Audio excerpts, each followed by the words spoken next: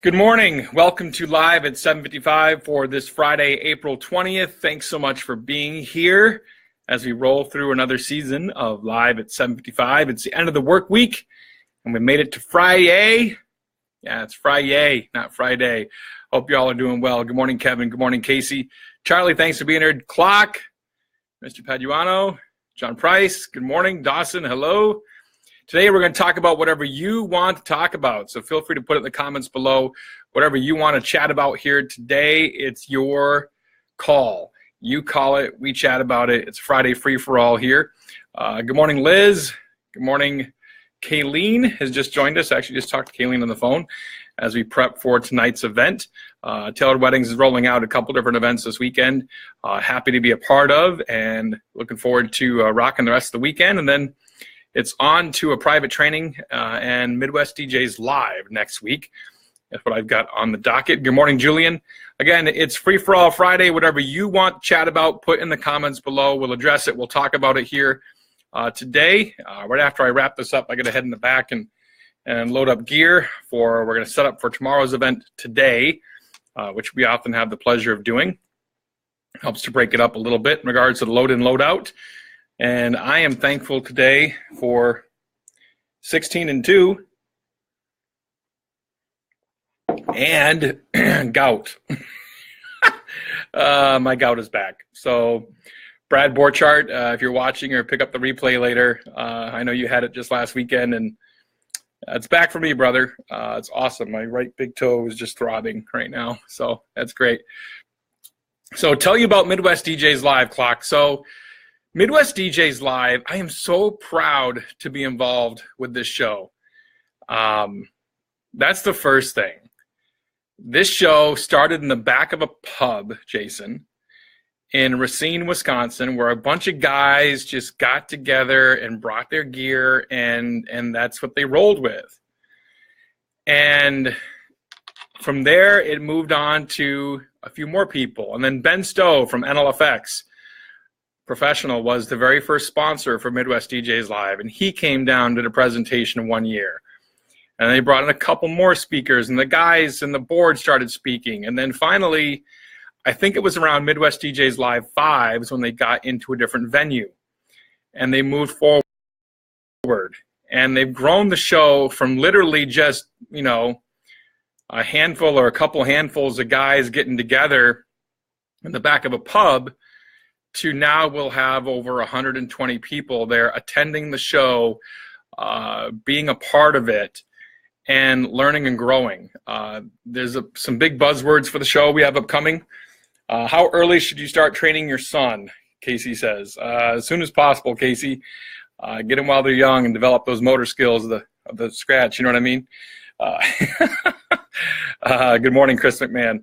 So for me, Midwest DJs Live is something I've been a part of. I've been asked to speak at it before in the past.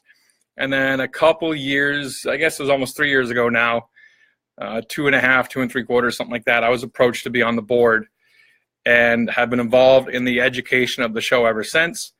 And it's a growing show. And it's a show by DJs for DJs.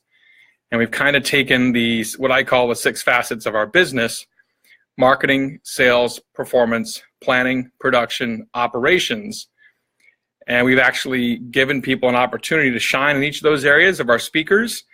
And then we're also going to have this year, for the first time ever, roundtables on each of those topics at the show. So people can come back and learn, have tacit knowledge, what I call tacit, what I just call, but the industry calls tacit knowledge to take home.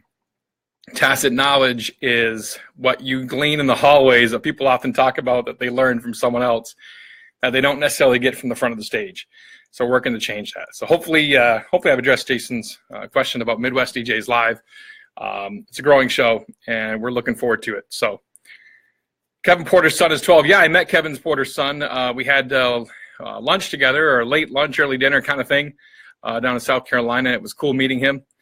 Good to see some up-and-coming talent in the business. Good morning, Paul Hoke. Again, chatting about what you want to chat about here this morning. We probably have time for one more topic.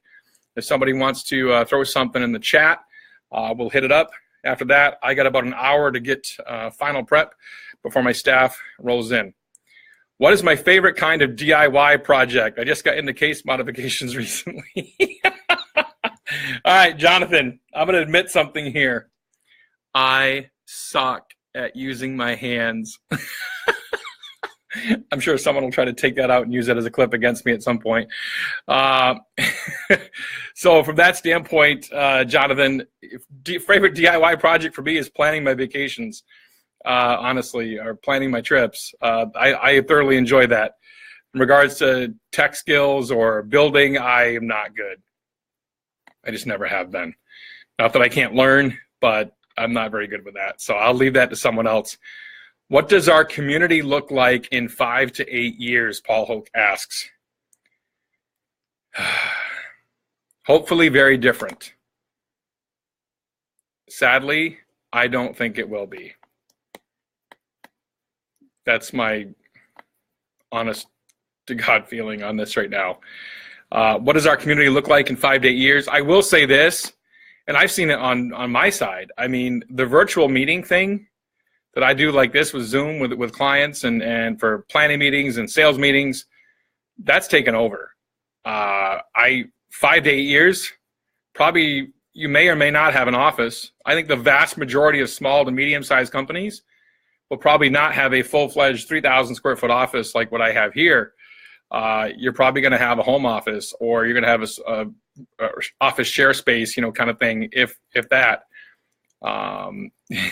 Jason Clock, older, gray. How's that? So I think it'll be vastly different from a standpoint of technology, how it's used. I definitely see Spotify or Apple Music integration in that time frame, maybe 10 years. So I think it's going to be an interesting way it goes in regards to the music scene. I could be wrong. I'd love to hear from my friends at Promo Only and/or Prime Cuts Music to see what they have to say about that topic. I'd love to hear what they have to say about that topic. And I just think that's, I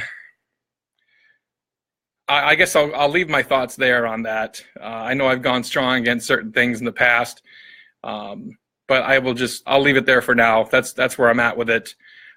Maybe, I don't know, we'll talk about it again in the future if you want. Ever strained my lower back? Yes, absolutely. And I did the other day, pulled a muscle. So not cool. AARP will be a show sponsor. Good call, Jonathan. So that's it for Live at 7:55 for today. Thanks so much for watching. Next week, we've got, again, rolling into Midwest DJs Live 10.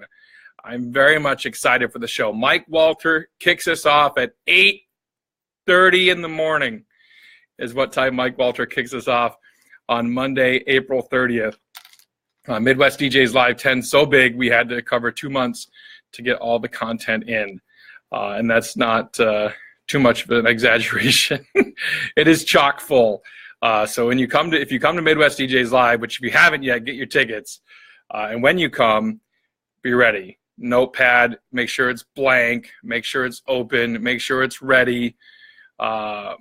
Well, you gotta not just listen, Brian. You can't put your head on the pillow or in the head on the hands in the front of the desk and listen. You got to pick your head up and watch Mike Walter, because that's why Mike Walter was put first, because he's guaranteed to get the room up and going and energized. So there's a reason. There's a method to my madness, if you will.